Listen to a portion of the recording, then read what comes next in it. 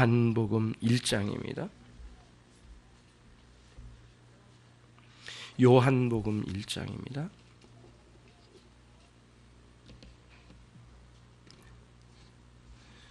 요한복음 1장 1절로 3절 말씀입니다.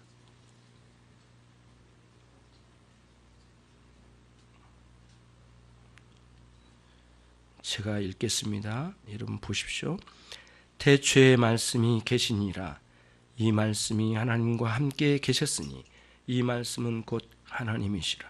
그가 태초에 하나님과 함께 계셨고 만물이 그로 말미암아 지은 바 되었으니 지은 것이 하나도 그가 없이 된 것이 없느니라. 아멘.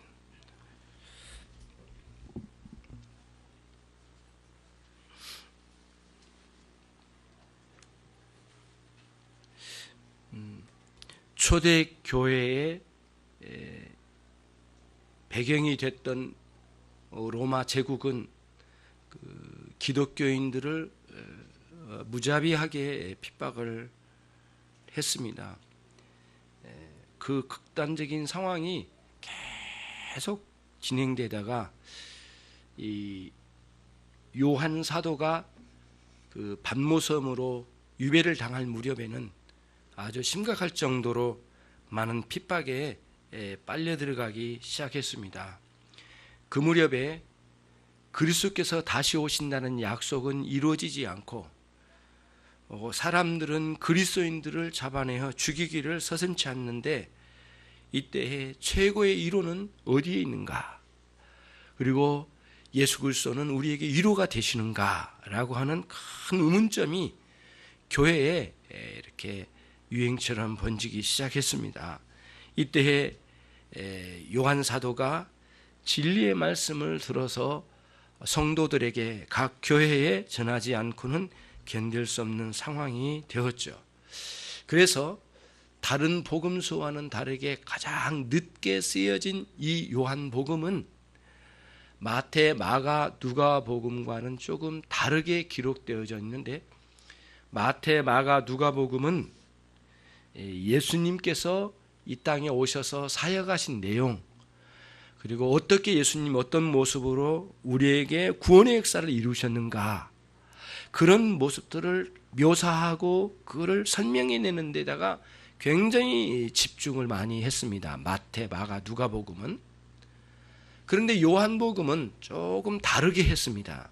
어떻게 다르게 했느냐면은 그 예수님께서 사람의 몸을 입고 오신 그 예수님이 우리 인생들에게 구주, 구원주가 되신다는 사실을 믿는 믿음으로 말미암아 우리 인생들에게 주어지는 유익이 무엇인지, 그 유익이 영생, 기쁨, 위로, 여러 가지 요소들이 있겠죠.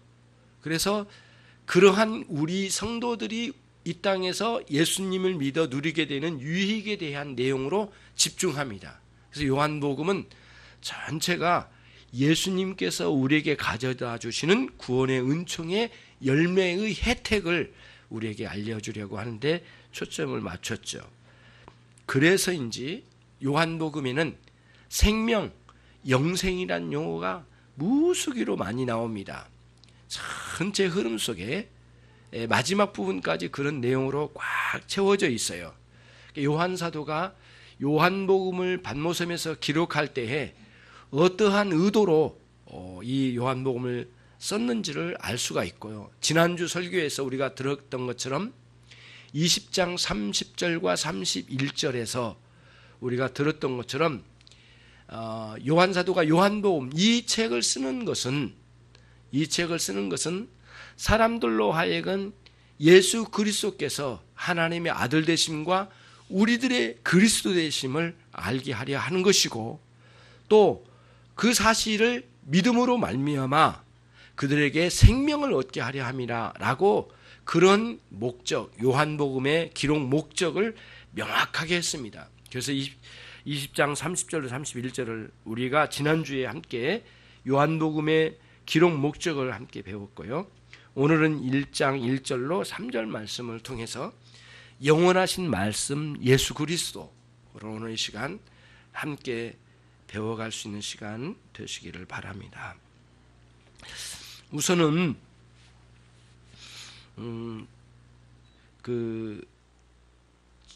이 본문에서 가장 어렵게 느껴진 부분은 말씀이라는 용어입니다.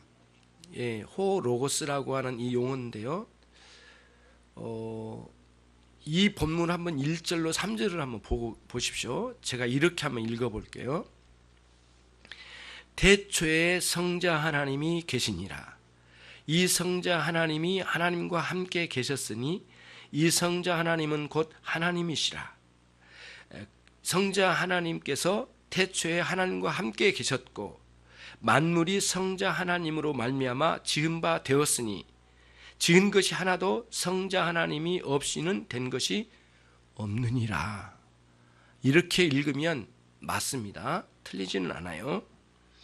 그런데 왜 성자 하나님, 독생자 이렇게 쓰지 않고 또는 조금 더 해서 그러면은 영생이라고 태초에 영생이 계시니라 이렇게 쓰지 않고 태초에 지혜가 계시니라 이렇게도 쓰지 않았습니다.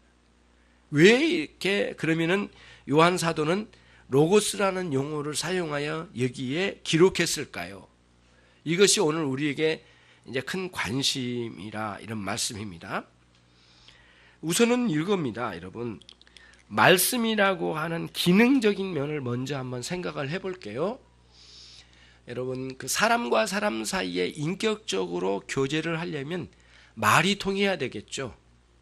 그렇지 않습니까? 내가 말하는 것을 저분이 알아들어야 되겠고요. 저분이 이야기한 걸 나도 알아들을 수 있으면서 말이 있어야, 이 단어가 이 말이 있어야 사실 소통할 수 있는 것이거든요.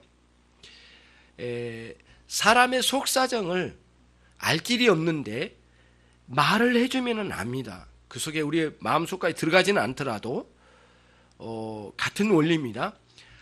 하나님의 영원한 하나님의 나라에 살아계신 삼일체 그 하나님의 놀라운 성품과 그 하나님의 영원하심과 그분 안에 있는 계획과 그분의 다양한 성품, 의로우심, 자비하심, 거룩하심, 사랑이 풍성하심, 오래 참으심, 모든 것을 견디심, 그리고 우리를 위하여 자비 베푸시길 긍휼에 충만하심, 이런 다양한 성품이 하나님께 있으십니다. 그런데 예수님은 그 하나님과 함께 하셨습니다. 왜냐하면 성자 하나님으로서 영원 전부터 하나님과 함께 하셨어요. 우리 예수님께서 하나님과 삼일째 하나님으로 완전히 영원토록 같이 계셨어요. 그래서 하나님 안에 있으신, 삼일째 하나님 안에 있으신 모든 것을 우리 예수 그리스도께서도 삼일체 하나님의 성자 하나님으로서 모든 걸 동일하게 지니고 계신 그 성자 하나님께서 이제는 이 인류 가운데 피조 세계로 찾아오셔서 하나님 안에 있으신 모든 것을 그 우리가 이 피조 세계가 도무지 알 수 없는 하나님의 세계에 있는 풍성한 하나님의 그 성품과 그 존재하심의 그 영원하심에 대해서 충분하게 우리에게 알려주시기 위하여 예수님께서 이곳으로 보냄받으셨습니다. 오셨는데 그 오심이 꼭 말씀의 기능적인 역할을 하셔서 오셨다는 거예요. 하나님 안에 있으신 모든 비밀한 것을 다 가지고 오셔서, 모두는 아니죠, 우리에게 구원을 얻을 만한 충분한 가르침을 가지고 오셔서 인생 가운데 오셔서 그거를 보여주셨다는 거예요. 그래서 예수님께는 별명이 여러 별명이 있죠. 예수님은 영생이시라, 예수님은 구원이시라, 예수님은 우리에게 길이시다, 이런 표현들이 다양하게 있지 않습니까? 그런 다양한 그 예수님께 붙어있는, 때로는 예수님이 우리의 목자 되신다, 이런 표현도 굉장히 예수님에게는 정말 아름다운 그 별명이잖아요. 표현이에요. 예수님이 어떤 분이신지를 그런 별명으로 표를 하는데, 오늘 여기에서 말씀이라는 용어도 사실 정확히 말하면 우리에게 그런 표현을 우리에게 주신 거예요. 그러니까 예수님께서는 우리를 향하여 어떻게 우리에게 이렇게 표현되지, 예수님께서 어떤 분으로 우리에게 오셨는지를 명확하게 보여주신데, 하나님 안에 있으시는 그 위대한 성품을 모두 우리에게 소개해 주시기 위하여 예수님 오셨기 때문에, 예수님은 하나님의 말씀의 기능적인 역할을 완벽하게 감당하시기 위하여 이 땅에 오셨다라는 차원으로 예수님의 별명은 뭐예요? 오늘 본문에서는 말씀, 로고스다라고 하는 표현을 쓴 겁니다. 그게 이 본문의 이제 핵심적인 요소예요. 그래서 여러분, 예수님은 단순히 하나님 안에 있으신 많은 것들을 소개하기 위하여 가지고 오신 분이 아니에요. 이렇게 옮겨서 우체부처럼 이렇게 전달해 주신 분이 아니에요. 하나님 당신 자신의 성품 자체를 가지시고 완전히 오셨어요. 이쪽 안쪽으로 이 피조 세계로 아예 들어오신 거예요. 그래서 인류의 이 타락상으로 인하여 많은 사람들이 고통과 죽음 가운데 허덕이고 있는 많은 인생들이 어떻게 하면 영원한 세계에 대해서 그리워는 하지만은 도대체 들어갈 수도 없고 알 수도 없는 이 영원한 세계에 대한 깜깜하게 무지한 가운데 살고 있는 인생들에게 완벽하게 사람의 몸을 입고 오셔서 우리에게 하나님의 나라를 완전하게 소개해 주시기 위하여 이 땅에 오셨다는 거예요. 그래서 예수님은 하나님의 나라의 모든 것을 구원을 얻을 만한 지식으로서의 충분함을 온전히 가지고 오셔서 우리 가운데 이렇게 공개해 주시고 알려주시고 우리에게 심어주신다는 거예요. 근데 그 말씀은 단순히 그냥 겉핥기식으로 알려주심이 아니라 이 말씀은 말씀되려면 우리의 마음 속까지 들어와야 되는 거예요. 그래서 마음의 깨달음과 영혼의 변화를 통해서 우리가 믿음의 역사를 통하여 영혼의 변화와 마음의 변화를 통해서 하나님의 말씀이 우리 안 속까지 들어와야만 진정한 의미의 말씀이 말씀되심이 되는 것이죠. 오늘 말씀은 이제 그런 맥락으로 요한 사도가 여기에 기록하고 있는 것이죠.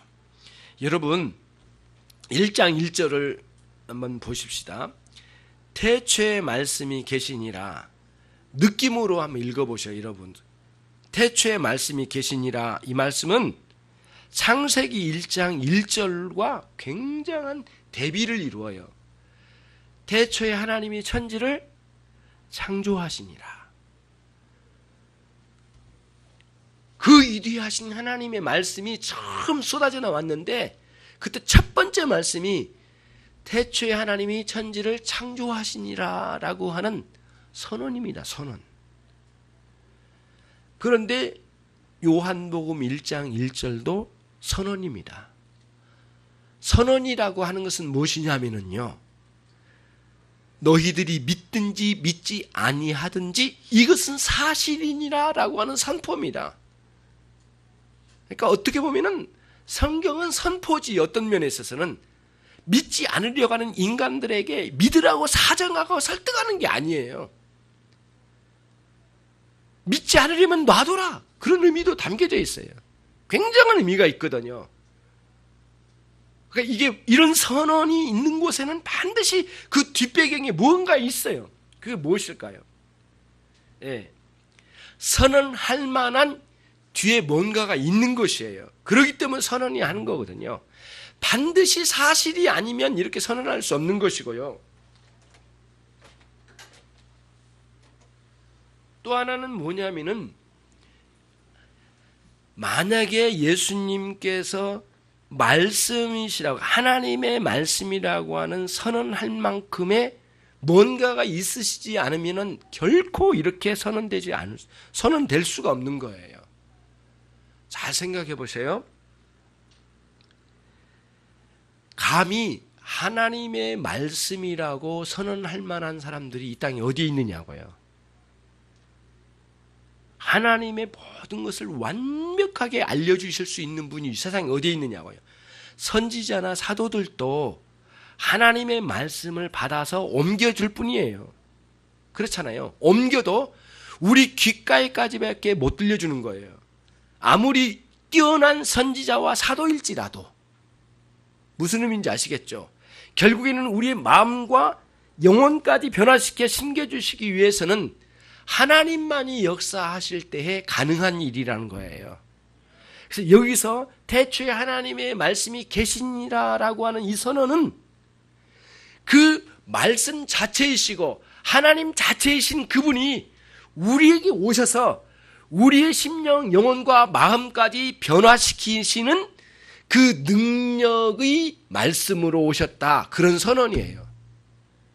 그러니까 남들이 하는 말을 옮기는 차원이 아니고 하나님의 세계를 인간 세계로 그냥 옮겨오신 분이 아니에요. 그 하나님의 천국의 세계를 그냥 소개하고 알리는 차원이 아니고 그 천국 자체가 아예 이 피조 세계로 들어와 버린 거예요. 그거를 오늘 여기서 선언한 겁니다. 요한 사도는 이거를 강조하고 싶었던 거예요. 그래서 예수님 안에는 감히 하나님의 말씀이라고 별명을 붙일 만한 충분한 능력이 예수 그리스도 안에 있으시다는 사실을 1절의 선언의 말씀 속에 담아낸 겁니다. 여러분과 제가 성경을 읽을 때 성경이 문제가 아니라 읽는 사람의 문제에 따라서 온갖 방식으로 성경은 난도질을 당하고 짓밟히고 침뱉음 당하고 하나님의 말씀은 오늘 또 무시당하고 1년 360일 단 한 번도 성경을 읽지 않고 덮어놓고 그리고는 집안의 장식용이요. 요즘은 차에 본네트 위에다 올려놔서 기독교인하고 멋들어지게 올려놓는 그런 것에 불과하지 사람들이 성경 읽지 않거든요. 공개적으로 말씀을 모욕하는 일들은 다양한 모습으로 성도들 가운데 있는데 여러분과 저는 감히 성경의 말씀을 찾아갈 때 이 말씀이 무엇을 말하려고 하는지에 대한 깨달음으로 찾아가지 않으면 여러분과 저는 도대체 말씀의 사람으로 살아갈 수가 없습니다. 예. 최소한 누구와 대화를 할 때도 저 사람이 뭐를 말하려고 하는지를 어려운 말을 자꾸 들어보려고 하지 않겠습니까? 어려우면 좀 다시 물어보기도 하고 심지어는 굉장히 훌륭한 강의 같은 것은 받아 써보기도 하고 그리고 다른 강의에 비교도 해보고 그러지 않겠습니까? 하나님의 말씀은 아예 모욕하기 위해서 그리스도인 된 사람이 많거든요. 자기는 그렇게 살고 싶지는 않은데 존재 자체가 아예 하나님의 말씀을 짓밟고 사는 사람들이에요. 기독교인은 대부분의 기독교인들은 사실은 하나님의 말씀을 모욕하고 살아가는 사람들이에요. 유대인들이 대부분 그랬어요. 그런 의미로 우리가 볼 때에는 하나님께 말씀이 태초에 계시니라는 것은 관심도 없는 거예요. 인생들이 관심이 없는 거예요. 그래도 믿든지 말든지 너희들에게는 나는 선언한다. 이건 사실이니까. 그러고는 요한 사도가 지금 선언한 겁니다. 태초에 말씀이 계시니라. 예.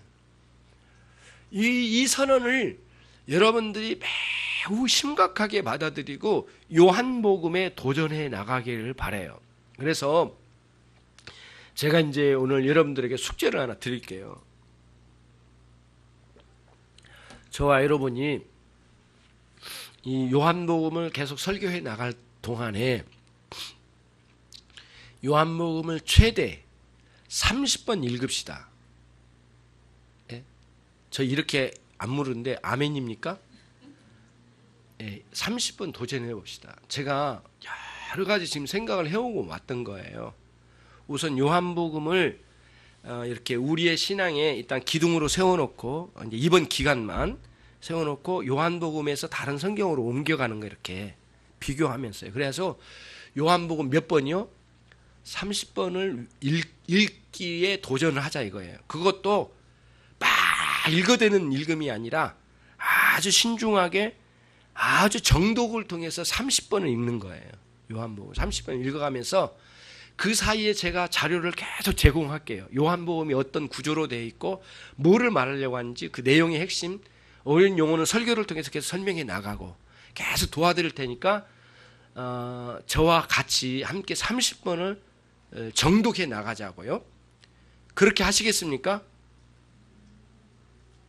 그러면 다 설교 안 할래요. 진짜 설교 안 할래요. 약속하시겠습니까? 네, 진짜 그렇게 합시다.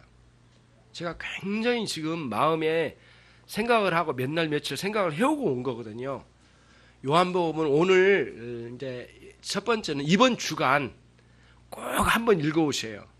그래서 오늘 이제 읽겠다고 약속하신 분이 이번 주간에 그거를 보여주셔야지, 만약에 저에게 그걸 안 보여주신다, 다 30번 아니 30번까지 한 번 꼭 읽고 그 다음에 읽었다는 사실을 카톡으로 나에게 쏘아주세요. 예, 읽었다고, 다 읽었다고. 예, 안 읽고 읽었다고 쏘지는 않을 거예요, 솔직히. 예. 제가 요즘 굉장히 좀 설교에서 약간 나간 것 같죠? 죄송해요. 약간 나갈게요. 나갔다 들어올게요. 죄송한데요. 굉장히 충격을 받았어요. 사실은 한 2주 동안 많이 충격을 받았습니다. 제가 너무너무 그리워한 게 뭐냐면은 교회 성장도 있고 성도님들의 복 받는 것도 있고 다 있는데, 지금 이 설교자에게 하나님의 말씀이 임해야 되는 거예요. 이게 저에게 숙제예요. 그럼 말씀이 아예 없다, 근거는 아니지만은 지금과는 비교되지 않는 말씀의 충만함을 사모하고 있거든요. 어떻게 그리 이러니? 근데 한 2주간에 걸쳐서 직접 만난 건 아닌데 두 사람을 만났어요. 예. 근데 굉장히 제가 충격을 먹었어요. 근데 굉장히 가까운 사람이에요. 하나는 여동생이니까 가깝고, 한 분은 농어촌 전도하다가 만난 목사님이니까 너무 이제 가까운 분이었어요. 저기 전곡, 경기도 전곡 아시죠? 전곡 전방부대 근처에 있는 전곡. 이름이, 동네 이름이 고포리예요. 고포리. 왜 고포리인 줄 아세요? 예, 예. 포대 부대가 있다고. 포 있잖아요, 군포. 그런 부대 옆에 끼어 있는 동네라고 해서 고포리 교회라고 그래요. 그런데 거기에 사역하신 목사님과 이제 여동생 이야기를 쭉 지금 계속 듣고 있거든요. 통화를 2시간씩도 하고 막 계속 하고 있습니다. 돌아옵니다. 말씀의 은혜의 세계를 경험한 걸 나누고 있는데요. 시골에 몇 분 되지 않아요. 할머님 5분 계세요. 그 작은 교회에 앞뒤에 무당이 설치고 있는 그 작은 교회에 섬기고 있는 그 목사님이신데, 말씀의 은혜를 세계를 쭉 지나가요. 예. 굉장히 큰 도전이 됐어요. 몇십 년 동안 그렇게 해오셨더라고요. 65세 되세요. 그러신데 신약성경 반 이상을 외우셨더라고요. 완벽하게 외우셨어요. 저하고 대화를 하는데 거의 성경이 줄줄줄 나와요. 예. 성경을 뭐 물어본 거 아니었거든요. 갑자기 전화했는데 막 계속 나오는데 완벽해요. 그리고 정확하게 본문을 읽어 내려가세요. 근데 두 분 다 요한복음의 큰 은혜를 받았더라고요. 그래서 요한복음 설교한 건 아닙니다. 사실 요한복음을 호세아서를 할까 요한복음을 할까 지금 왔다 갔다 하다가 요한복음으로 시작을 했어요. 그래서 요한복음을 하겠는데, 말씀의 은혜예요. 너무 충격적인 말씀의 은혜를 경험했더라고요. 그분들도 그 신앙생활을 열심히 해오던 사람이에요. 일반적으로 살았던 사람들이에요. 예. 그냥 그렇게 산 거거든요. 그리고는 교회도 옮겨가고 이혼도 하고 싶고 막 그런 막 혼란스러운 상황이 많이 있었어요. 참 험악한 상황이 많이 있었단 말이에요. 교회도 열심히 다녔고, 그래서는 교회 시험이 들어서 다른 데로 가버리려고 준비하고 있어서 저한테 물어보더라고요. 여동생이 어디로 갔으면 좋겠냐고. 그래서 이길은 내가 몇 군데 교회를 알아보고 있었거든요. 그런데 갑자기 목사님이, 어려운 상황 목사님이 이제 떠나고 새로운 모셨는데, 첫 번째 설교에 완전히 얘가 이제 꼬꾸라진 겁니다. 완벽하게 꼬꾸라졌어요. 제가 꼬꾸라진 표현이 좀 그러긴 한데, 말씀이 완전히 승복됐어요. 예. 그리고는 그 첫날 설교, 첫 번째 설교에 주일, 오후, 밤예배, 새벽기도 전체, 그 다음에 수요예배, 금요기도, 이게 뭐 그게 참석했다는 게 중요한 게 아니라 단 한 번도 못 견디겠대요. 더 놀라운 거는 저녁에 애들 밥 해주고 성경 읽기 시작해서 쫙 나가면 오후 밤 새벽 2시, 3시까지 간답니다. 1시간 자고 다시 일어나가지고 새벽기도 간대요. 그런 졸릴 때도 있지만은 일을 안 하느냐? 아니, 똑같이 일을 해요. 그러면서도 맹렬하게 말씀의 세계를 가요. 이게 지금 한 몇 개월 사이고 1년 사이인 것 같아요. 그래서 요한복음을 거의 완벽하게 이해를 했더라고요. 이야기를 들어보니까. 그리고는 전체 말씀을 이사야에서 말씀, 구약의 말씀, 신약의 말씀을 전체를 오가면서 이제 통독을 해나가고 이해하고 보조 자료를 갖고 거기에 아니라 다른 훌륭한 목사님들의 설교를 다 취합해서 듣고 그걸 가지고 이해해서 들어가고 놀라운 말씀의 은혜의 세계로 들어갔어요. 하는 말이 이거예요. 말씀이 전부예요. 말씀이 내 인생을 살렸어요. 내가 일하지 않고 밥하지 않고 애들 안 키운 거 아니에요. 다 해요. 말씀이 내 영혼을 살렸어요. 나는 제 2의 인생을 살고 있다니까요. 엄청난 발언이 막 쏟아진 거예요.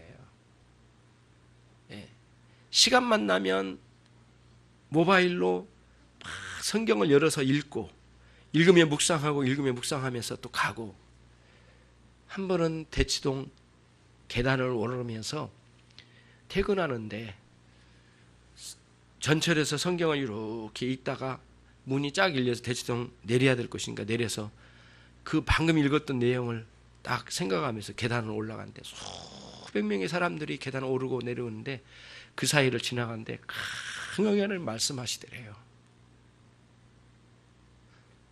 내가 너를 여기 있게 했다. 근데 왜 너는 내 뜻대로 안 살고 내가 말하는 대로 왜 살지 않느냐. 내가 너 여기 있게 한 이유는 네가 내 뜻대로 살게 하기 위해서 내가 너 여기 있게 한 거다. 엄청난 강한 말씀과 함께 임해버린 거예요. 얘가 막 충격을 받았어요. 그리고는 하염없이 회개의 눈물로 집에까지 걸어 들어가서 하나님께 나간 거죠.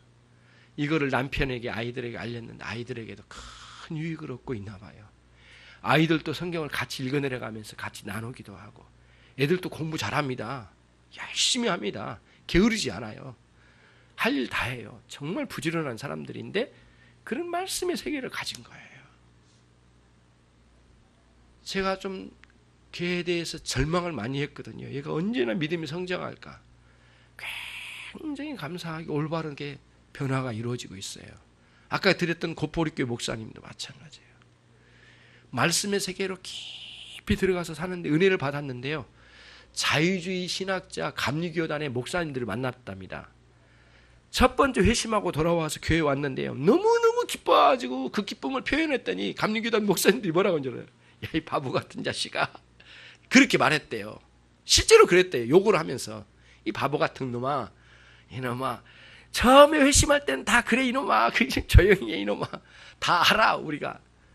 그러면서 우리가 알고 보니까 사실은 성경으로 다 연구에 들어가 보니까 성경의 어느 부분은 하나님 말씀이 아니야 이 자식아. 그렇게 말하더래요. 너무 충격을 먹었답니다. 그리고는 그날부로 그 교회를, 그 사람들과 교제를 딱 끊어버리고 다른 데 가가지고 주일학교를 섬겼나 봐요. 교사로. 이제 회심한 이 청년이. 애들이 200명이 모였대요. 막 몰려드는 은혜의 세계로 막 들어오더래요. 그 말씀이 은혜의 세계라고 생각해요. 저는 100% 동감하고요. 감사했어요. 그래서 이분들이 말씀의 은혜를 받으면 신학적인 오류를 잊지 않을까 다양한 방식으로 질문을 던져봤거든요. 아주 정확하더라고요. 그래서 참으로 올바른 은혜의 세계를 누리고 있구나라고 확신을 얻었어요. 여러분과 제가 오늘 예수님은 우리의 말씀이셔요. 별명이거든요. 예수님이 어떻게 말씀 자체입니까? 말이 안 되거든요. 예수님은 하나님, 성자 하나님이시잖아요. 그리고 인간의 몸을 입고 오셨잖아요. 근데 말씀이라는 별명을 붙인 이유가 뭐냐고요. 하나님의 나라의 모든 비밀이라는 것을 우리가 구원을 얻을 만한 충분한 진리를 가지고 우리에게 알려주신 거예요. 하나님 안에 비밀이라는 것을 모두 꺼내어서 우리에게 구원을 얻을 만한 지식으로 충만한 것으로 충분하게 우리에게 계시해 주신 거예요. 그런데 이렇게 옮겨오신 게 아니라니까요. 당신 자신의 전 존재가 하나님의 나라를 전체를 소개하는 전 존재예요. 그렇게 오셨다는 거예요. 그게 요한 사도가 예수님을 소개하고 싶은 첫 번째 단어예요. 그분은 말씀이시다. 그분은 말씀, 로고스로 오셨다라고 그렇게 표현하고 있는 거예요. 그러면서 선언하는 거예요. 요한 사도가 지금 여기서 이거를 강조하고 있는 거죠. 그런데 여러분, 만약에 여러분들이 만약에 요한 사도가 예수님을 충분히 경험하지 않고 이걸 썼다면 사기꾼이죠. 그런데 요한 사도가 충분히 예수님에 대해서 경험하고 난 뒤에 자신은 명확하게 예수님을 소개하는데 그분은 하나님의 말씀 로고스다라고 선언을 했어요. 뭘 경험했을까요? 두 가지로 집약시킬 수가 있어요. 예수님에게서 경험한 큰 경험이 그 뭐냐면은 완벽한 하나님이시라는 사실에 예수님의 능력을 경험한 겁니다. 신성 하나님이시라고 하는 능력 경험한 거예요. 하나님께 삼위일체 하나님의 개념으로 봤을 때는, 관점으로 볼 때는 성자 하나님이시지만 인간과 하나님 사이의 대조로 볼 때는 그분은 완전한 하나님이시란 거예요. 그런데 그 하나님 측면에서 보면은 참으로 인간의 몸을 입고 이 땅에 오신 거잖아요. 오셨어요. 그분이 요한 사도를 만나 주셨어요. 그래서 요한 1서의 첫머리에 나오잖아요. 우리가 본 바이고 만진 바이고 느낀 바다. 우리가 직접 그분을 목도했고 만졌다, 그분을. 그리고 완벽하게 체험하고 그분과 우리는 하나됨을 경험한 사람으로서 우리가 말한다, 이렇게 이야기하거든요. 왜 이걸 쓴 줄 아느냐? 이걸 써서 너희들이 알아듣고 그리하여 결국에는 그 예수 그리스도와의 사귐을 가지면, 완벽하게 사귐을 가지면 너희 안에 영생이 주어진다. 이렇게 요한 사도가 글을 요한 1서에 쓰고 있습니다. 그런 관점으로 오늘 1장 1절의 말씀을 보는 거예요. 태초에 말씀이 계시니라. 예수 그리스도. 그 말씀이 하나님과 함께 계셨으니 이 말씀은 곧 하나님이시다. 그럼 여러분 반문이 있어요. 꼭 말씀이라고 쓰지 않고 태초에 영생이 계시니라, 이 영생이 하나님과 함께 계시니, 이렇게 쓸 수도 있잖아요.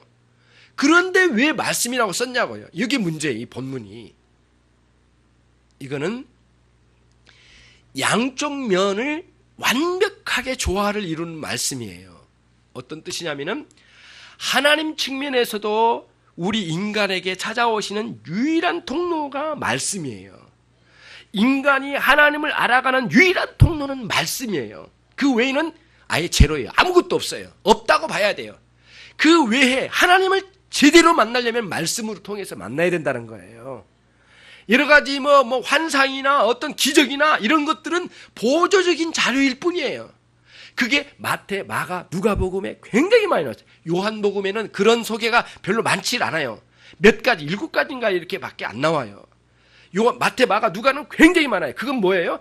너희들을 모두 말씀으로 인도하려고, 말씀 대신 그리스도께로 인도하려고 예수님의 모든 기적을 다 나타내 주신 거예요. 보조자료예요. 여러분의 인생에 큰 기적 같은 일이 일어났으면 그거는 모두 하나님께로 돌아와라고 하는 사인이에요. 다른 거 아니에요, 여러분. 신앙에 큰 체험을 하고 그거를 모르니까 막 인생 몇십 년 동안 헤매고 돌아다닌 거예요. 예. 걔가 70, 80대 가지고 복음을 들으면 아무것도 몰라. 예. 이제 눈도 어두워졌어. 예. 갈 날이 몇 날 남지도 않아 버렸어. 이런 상황이 된 게 너무 비참하잖아요. 속히 오늘 속히 말씀으로 돌아온 신앙의 세계로 여러분들이 들어오셔야 된다는 거예요.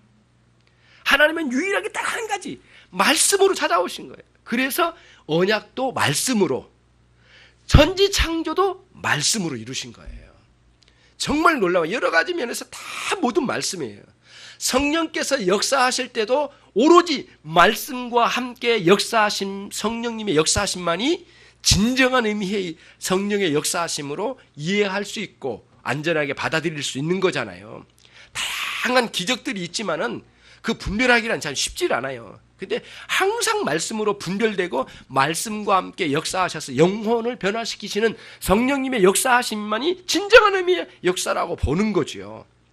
그래서 처음부터 끝까지 말씀이에요. 말씀. 그리고 오로지 말씀만이 우리의 마음과 영혼까지 변화시키는 위대한 하나님의 신비한 도구예요. 예. 그래서 말씀을 떠나서는 신앙생활 제로예요. 없어요. 만약에 여러분들이 말씀 떠나는 순간 수만 가지 미신이 여러분의 마음과 생각을 다 쥐어짤 거예요. 수만 가지 미신이 달라붙을 거라고, 말씀을 거부하면.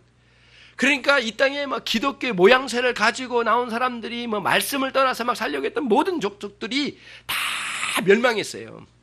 미신과 우상의 밥이 된 거예요. 그 사람들은 놀이객감이 된 거예요. 수많은 사람들이 멸망했어요.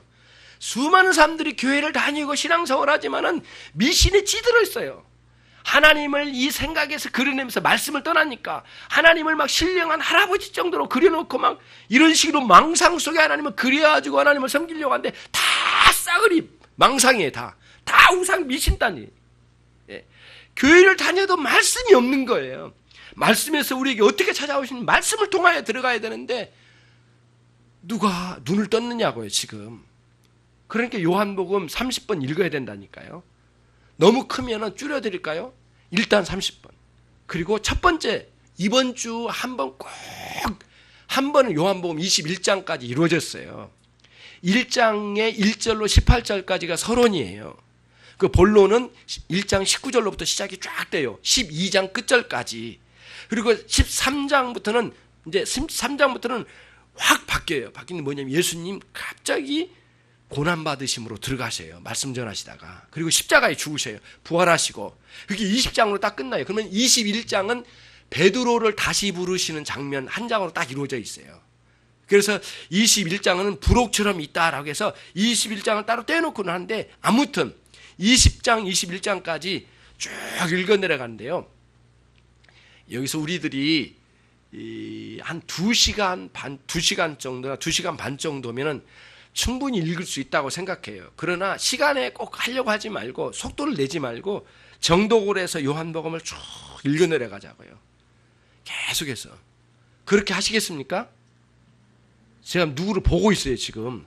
예, 보고 있거든요. 누군가를 지금 보고 있어요. 그렇게 읽겠습니까? 현 집사님 현 집사님 꼭 읽으십시오. 그리고 이 방식으로 읽으셔요. 내가 말씀을 이해하려고 하는 것도 있지만 말씀이 나를 이해시키려고 한다라는 의미의 반대적인 의미로 읽으십시오. 오늘 이번 주간에 어떻게 해요? 말씀이 나를 이해시키려고 찾아왔다. 그래서 말씀이 나를 찾아온 거지 내가 말씀을 찾아간 게 아니에요. 예, 하나님의 말씀이 우리에게 찾아온 거예요. 물론 내가 떠들고 내가 읽고 있지만 말씀이 내게 찾아온 거예요. 오늘 말씀이 내게 찾아와야 돼요. 그리고는 내 가슴에 팍 때리는 말씀으로 다가와야 돼요. 그래서 고민과 어둠과 헤매던 모든 것들을 흔들어 깨워가지고 딱 세워버리는 그런 일들이 있어야 되잖아요. 어느 순간에 말씀으로 딱 가다가 강하게 내게 깨달음을 주실 때 그 자리에 무릎을 꿇고 기도해요. 그리고 또 기도 끝나고 또 읽어 내려가요. 예, 그리고 또 할 일이 있으면 또 접어놨다가 또 그렇게 오고요. 그리고는 옆에 사람들 왔다 갔다 한 거 그 용서하지 말라니. 그렇게 좀 못하게 해야 돼. 그리고 하고는 시간을 잡아가지고 조용히 내가 들어가야 돼요. 깊이 있게. 하염시 눈물로 읽을 때가 있고 기쁨, 환희로 읽어 내려가는 그런 과정에서 요한복음을 30독을 도전합니다. 요한 사도가 예수 그리스도 속에서 뭘 경험했다고요? 능력을 경험했어요. 어떤 능력? 하나님의 능력, 하나님 되심을 깨달은 거예요. 그리고 요한 사도가 또 하나의 경험이 뭐냐면은 두 가지였는데 하나는 뭐냐면 사랑이에요. 그러니까 예수님, 그러니까 여기서 말씀으로 찾아오신 예수님이란 표현은 그 하나님의 놀라운 능력과 그 놀라운 사랑이 가장 선두에 나타난 거예요. 요한 사도가 처음 예수님 봤는데 두 가지로 경험된 거예요. 하나는 예수님의 능력, 하나는 예수님의 사랑. 이디한 하나님의 사랑과 능력으로 강하게 다가온 거예요. 요한 사도의 가슴을 내리친 거죠. 요한 사도가 변화를 받은 거예요. 이런 경험이, 이런 그 사랑과 능력이 우리 가슴을 내다 치지 않으면 결코 우리는 변화되지 않아요. 왜냐하면 그러잖아요. 여러분 자부심을 가지고 있잖아요. 우리는 돌덩이 같은 가슴을 가지고 있다는 자부심을 가지고 역사와 전통 속에 이만큼 돌덩이처럼 단단한 가슴을 가진 사람은 어디 있어? 이렇게 표현할 정도로 우리가 안 깨지잖아요. 변화되지 않잖아요. 말씀을 줘도 안 깨지잖아요. 회개가 없잖아요. 예, 예. 그런 그 가슴에 내리치지 않으면 결코 우리가 부서지지 않거든요. 예, 그거예요. 우리가 깨트려지려면 속 사람이 깨져야 되거든요. 여러분, 저는 그걸 못 하겠더라고요. 우리 박성환 사모가 어느 날 더덕인가 뭐죠? 그 더덕하고 도라지 이거를 갖다 놓고 두들겨래요. 그래서 이만한 망치를 주고 나무 망치 두들기는데, 아니 내가 때리는 몇 번 때렸는데 이게 깨져가지고 팍 흩어져가지고 나가는 거예요. 그러니까 우리 박성환 사모가 그렇게 하면 어떻게 하냐고 그러면서 이리 치우라고 그러면서 이렇게 깨를. 근데 타타타타타 치는데 그러면 이제 겉에 볼 때는 하나도 안 깨진 것 같아. 근데 나중에 이제 이거를 다 벌려보니까 안쪽이 다 깨졌어요. 속살이 깨지고 겉에는 하나도 안 깨졌어요. 이 속이 부드러워지니까 요리하기가 좋은 모양이에요. 그렇게 해서 이제 그 더덕이나 이런 그 도라지를 요리하잖아요. 말씀이 그렇거든요. 말씀이 하나님의 능력으로만 오면 안 되고 사랑과 함께 와야 돼요.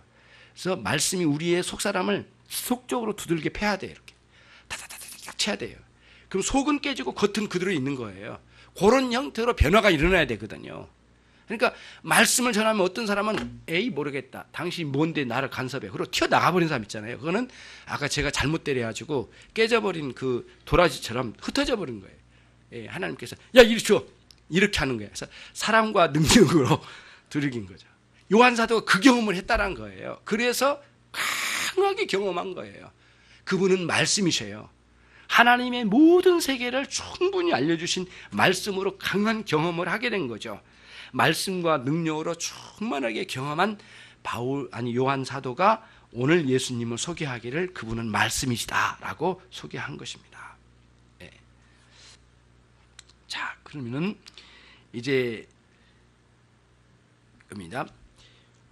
오늘 우리가 이제 예수님을 소개받을 때 그분은 말씀이라고 했는데요. 이제 여러분과 제가 3절을 보면은 조금 의아심이 드는 부분이 있어요. 3절을 같이 한번 읽어보겠습니다. 시작. 만물이 그로 말미암아 지은 바 되었으니 지은 것이 하나도 그가 없이는 된 것이 없느니라. 이거는 요한 사도가 예수님을 소개할 때에는 구원의 하나님을 소개하려고 해요. 목표는 거기 있는데 구원의 하나님을 소개하려면 반드시 걸쳐가야 될 게 한 가지가 있는 거예요. 그게 뭐냐면은 창조주 하나님이에요. 그 창조주 하나님의 능력을 소개하지 않고는 구원주 하나님을 충분히 알아가기란 어렵다라는 거예요.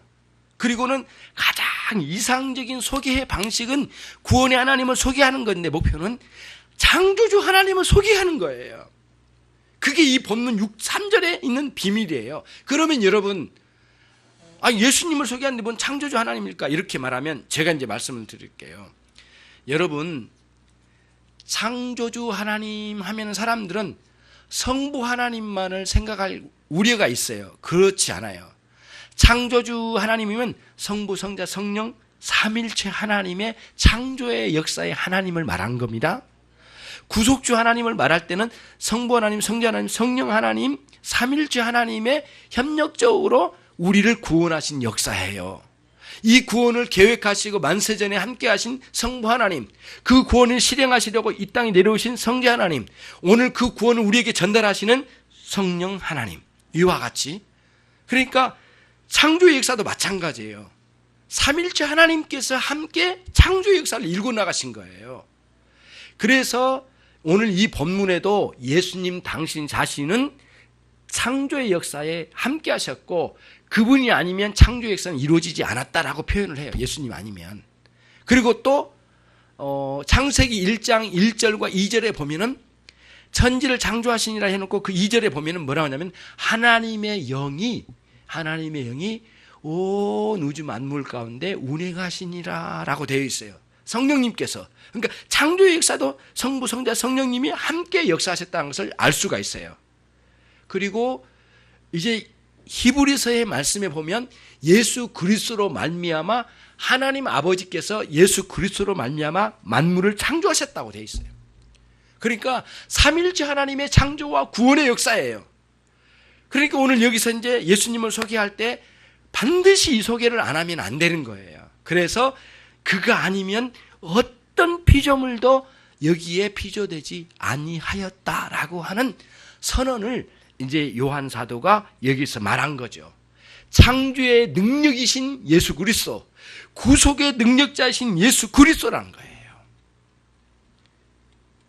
그러면은 우리가 그 능력의 말씀이신 예수 그리스도를 어떻게 우리가 알아야 되는가? 그건 믿음이에요, 믿음.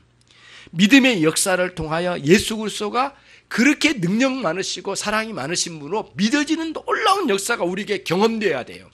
그래서 칼빈 선생님이 여기에 이렇게 주석을 했더라고요. 뭐라고 했느냐면은 일생 동안 믿음으로 예수 그리스도 앞에 훈련받지 않는 사람은 가다가 넘어지고 쓰러지고 엉망진창이 된다는 거예요. 훈련받아야 된대. 믿음으로. 어떻게 해요? 말씀, 로고스로 오신 예수님을 알아가는 과정의 훈련이 돼요. 근데 그 훈련의 도구가 뭐겠어요? 말씀이에요. 훈련의 도구가 말씀이에요.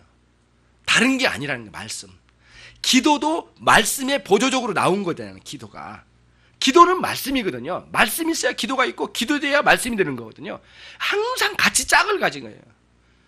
이 자전거 앞바퀴 하나 빼버리고 갈 수 있겠느냐고, 뒷바퀴 하나 빼고 갈 수 있겠느냐고요. 뭐 움직이게 하겠죠. 자전거라고 하는 온전한 형태를 못 갖추잖아요. 우리의 신앙이 마찬가지예요, 여러분. 반드시 여러분 이 말씀의 은혜의 세계를 누리지 않으면 기도 안 되고, 기도 안 한 사람은 말씀의 은혜 없어요. 그래서 제가 30번 이 요한복음을 읽기로 약속했잖아요. 그럼 여러분도 모르게 기도도 같이 하겠습니다는 약속이 들어와 있어요, 지금. 놀랄 것 없이 그래요. 실제 그렇다. 예, 기도하겠다는 약속과 함께 이 말씀이 들어온 거예요. 그러니까 반드시 기도로 가야 돼.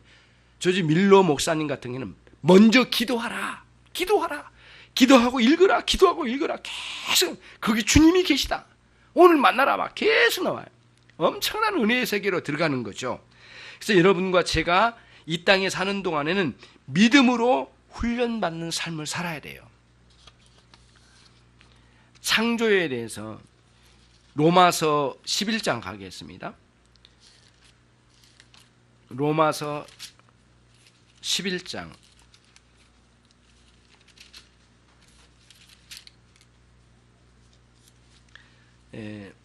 36절 같이 한번 읽겠습니다.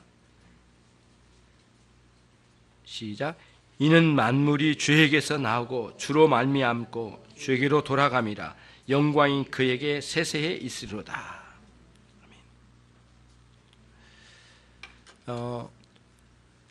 여기서 주에게로 말미암아 만물이 창조되었고 주로 말미암아 그 만물들이 존재하고 있다가 다시 주께로 돌아간다라고 했는데, 이런 표현입니다. 삼일체적인 관점으로 말씀드리면 이거예요.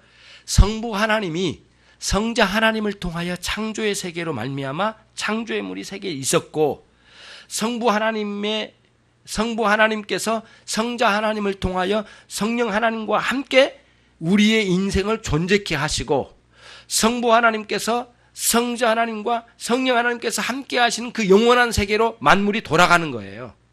이게 모두 하나님께로 나와서 하나님께로 존재하다 하나님께 돌아가는 거예요. 이게 위대한 기독교의 사상이에요. 예.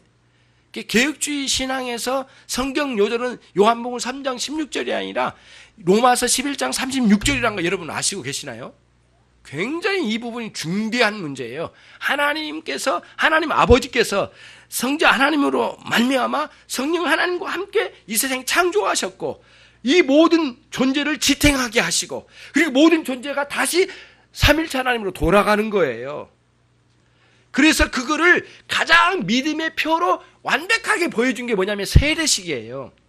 그래서 세례식에 여러분 마태복음 28장에 이렇게 성부와 성자와 성령의 이름 속으로 세례를 주노라 이렇게 해라고 했다고 했잖아요.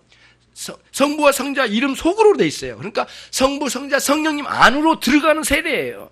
여러분과 저는 이미 성부, 성자, 성령 하나님 안으로 들어가는 신앙의 세계에 들어와 있어요.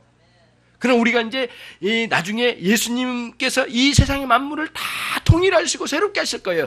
저 하늘나라의 세계와 지상의 세계를 새하늘과 새 땅으로 통일시키실 거예요. 그때 우리는 거기에 함께 합류하여 완전한 하나님의 나라의 세계로 들어가게 되는 거예요. 그래서 하나님으로 또 왔다가 존재하다가 하나님께 돌아가는 거란 말이에요. 그렇게 신자의 죽음은 비참한 게 아니에요. 돌아가는 거예요. 돌아가는 거예요. 하나님께 돌아가는 거예요. 예, 영광스러운 일이에요. 어떻게 보면 신자들은 죽음이 빨리 와야 돼. 그럼 누구부터 이렇게 말하면 여러분 고개 돌릴 거예요. 다. 그러나 아무튼 영광스러운 하나님 나라에 들어가는 것이 가장 복된 거예요. 그러니까 스펄전 목사님이 설교할 때 그러셨잖아요. 소망부 성도들을 모아놓고 설교를 했대요.